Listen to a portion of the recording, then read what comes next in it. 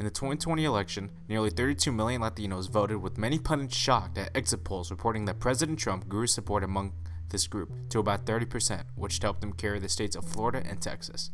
I talked with those in the Latinx community to talk about these results and about the misconceptions of the Latinx vote.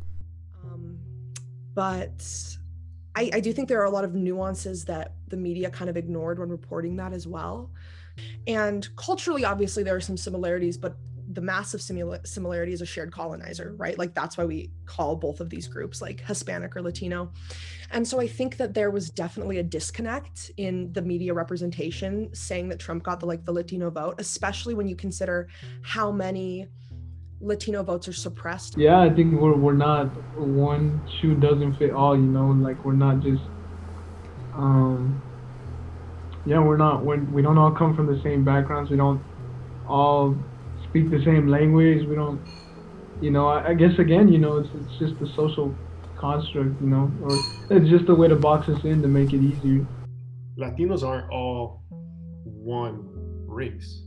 We're all in that category of Latinx. There's a bunch of different countries that all identify as Latin American, Hispanic. It's annoying where they think that we're all going to vote the same way. Like it's that just because we've had the trend of voting predominantly left in key states for the past 3-4 elections, that they just assume like, all right, we say one or two things and then we could focus on some other areas for like key votes.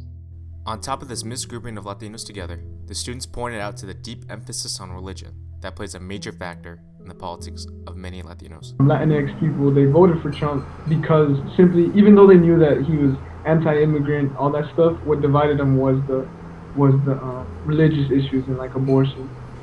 I have a lot of relatives who are very clearly Mexican and voted for Trump, and a lot of it honestly comes down to abortion, like the single issue vote, Catholic Mexicans voting because of abortion. That's why a lot of, I think, my family members voted for Trump. With all of this, politicians and non-Latinx political pundits need to comprehend the diversity within the Latino demographic. Latinos are not a homogeneous group of people from one country, but rather a rapidly growing population that will continue to diversify with their beliefs and experiences over time.